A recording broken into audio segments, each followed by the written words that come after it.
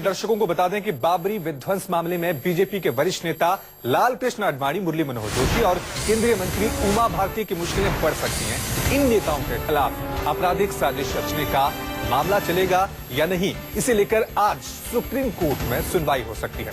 आपको बता दें कि यूपीए सरकार में हाई कोर्ट ने इस मामले में आडवाणी, जोशी और उमा को क्लीन चिट दे दी थी। 2011 में सीबीआई ने इसके खिलाफ सुप्रीम कोर्ट में अपील की थी। आज सुप्रीम कोर्ट में इसी मामले को लेकर सुनवाई जो है वो कर सकता है और एक बड़ा फैसला जो है इस पूरे मामले पर आ सकता है। चलिए इसी खबर से जुड़ी जानकारी के लिए एक बार फिर रुक करते हैं हमारे संवाददाता प्रभाकर मिश्रा का। प्रभाकर, निचली अदालतों ने इन सबको तकनीकी कारणों की वजह से क्लीन चिट दे दी थी, लेकिन सुप्रीम कोर्ट में क्या कुछ हो सकता है? किस तरह की ऐसी चीजें हैं जो इनकी मुश्किलें बढ़ा सकती हैं? देखिए, पिछली सुनवाई में सुप्रीम कोर्ट से एक ऐसा बयान आया, एक ऐसी टिप्पणी आई थी और उस टिप्पणी के बाद कहीं न कहीं बीजेपी के तमाम वरिष्ठ नेताओं के लिए मुश्किल बढ़ने के संकेत थे।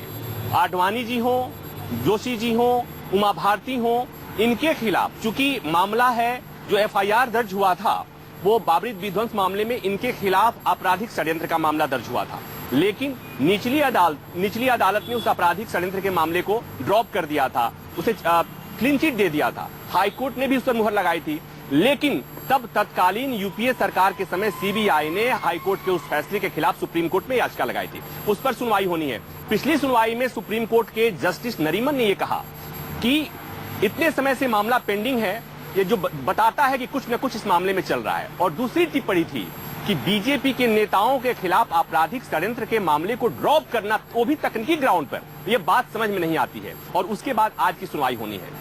अब उस पर आगे जब सुनवाई होगी तो इसमें दो फैसले आने की संभावना है सुनवाई के क्रम में। एक तो ये कि क्या बीजेपी के जो वरिष्ठ नेता हैं, 13 नेता हैं, उनके खिलाफ आपराधिक षड्यंत्र का मामला चलेगा या नहीं चलेगा। और दूसरा एक और पहलू है, वो ये कि बाबरी विध्वंस के मामले में दो अदालतों में मामले चल रहे, एक रायबरेली की कोर्ट में चल रहा है और दूसरा लखनऊ की कोर्ट में। तो क्या इन दोनों मामले की सुनवाई एक साथ हो सकती है, नहीं हो सकती है, इस पर सुप्रीम कोर्ट में सुनवाई होगी। 10:30 बजे से रवि इस मामले की सुनवाई शुरू होने वाली है। प्रभाकर, बहुत बहुत शुक्रिया इस तमाम जानकारी के लिए।